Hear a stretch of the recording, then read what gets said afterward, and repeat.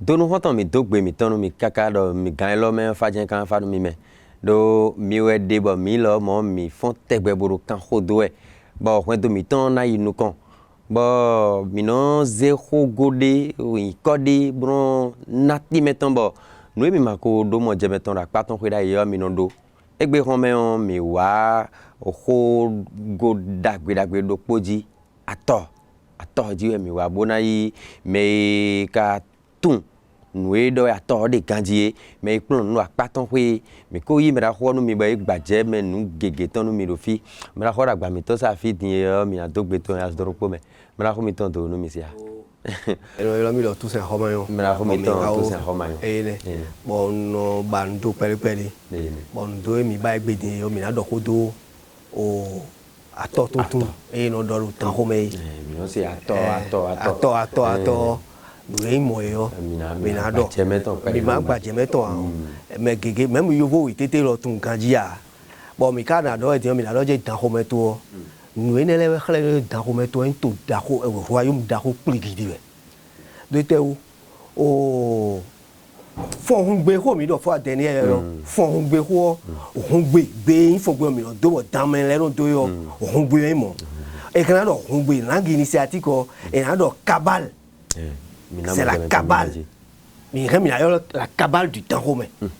Puisque une cabale mi tombe dans romain et ben font be do et font be d'ailleurs on pas me be ouais. On pas me be ça dit langue de couvent. Ben font on be bon on nous leton.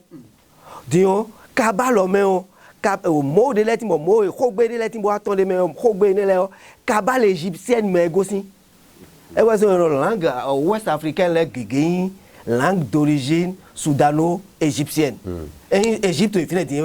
Égypte au ancienne Égypte, si be ide no do donc une cabale langue initiatique de ide donc yo. Begege gosi me bo wa mi gon te bon khanu asan lo ye we ne mi no do yo. Cabale me gosi da e mi no do yo. Cabale me gosi o ene mi ka wa to je gbe ni. Ya to je gbe. Ko gbe bo fon gbe yo do cabale égyptienne no to pe do e supo.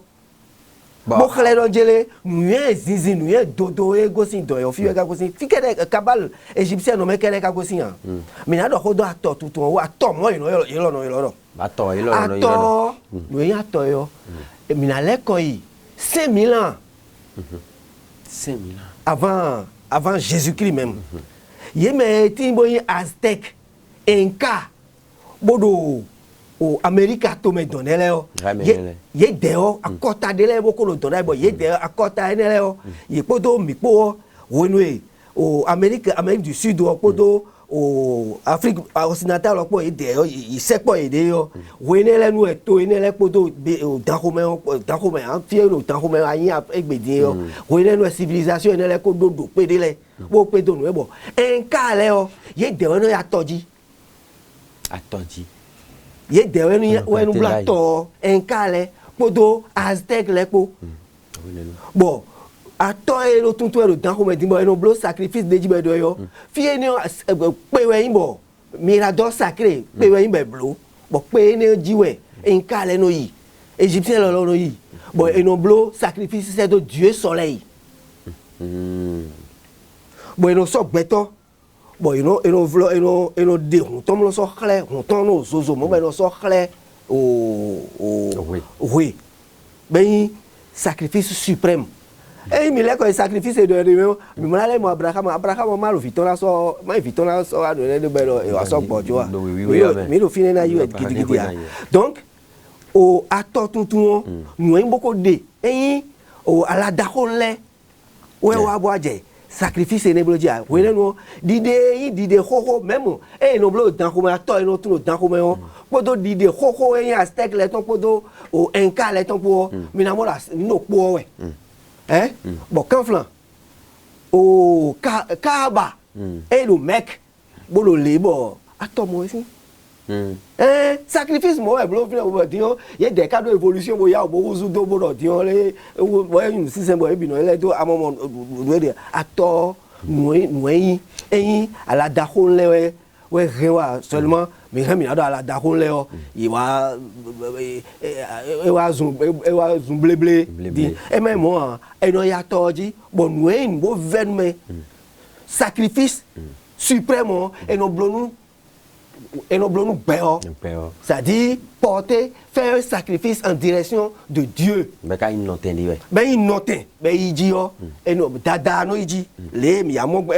et ça kaka boa à la dakon le dit dada no il a tordi bon blo sacrifice c'est de nous suprême beaucoup on le sacrifice nous to vie to boa no le sacrifice no boy de ne avone no ya vodo o jepo ganpo dada no man dato yeme wa bo ato gloire na population no wa bo no man ni les sacrifices idée mais sacrifice à ton donc faire un sacrifice en direction de Dieu suprême. Mais do mo je me entendre egbe ho me dion o ato ka ko do fide do bine kun gban ji bo e ko do mo ko ton blo. Non, eso ko fide eso mbede fia. Eso mbede fia. Mais le so do mo ko ton de blo ya. O do we yon di mo mi na ti me ne no jele o peuple hoho mi. Peuple hoho civilisation da ho de le ko lo fi. Chobo dan ho me watin. Bon civilisation ne le no blo. Ato tuntun e ko lo fi. Chobo dan ho me le wa. Hein? Peut-être il y a des wires il va d'attendre nous dit hein et c'est vraiment mais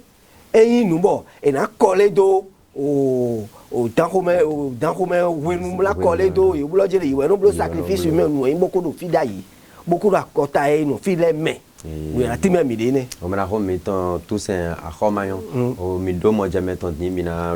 suta nous rogwene die mekendo elo mais lo mi po dinle yo nous yena redo comme melio bona re hogoro ko gedo ato tonto dia ato ete kai bo mi asuta bien re hogonde yo mina le sacrifice humain et non bleu yo nous aime beaucoup la kota le mais sin do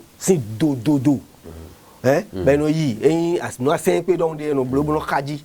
bon bleu nous y ato tout et so de gbea et so nous ben no bleu gbea mais e mi luna tun don montin boka so mi so pla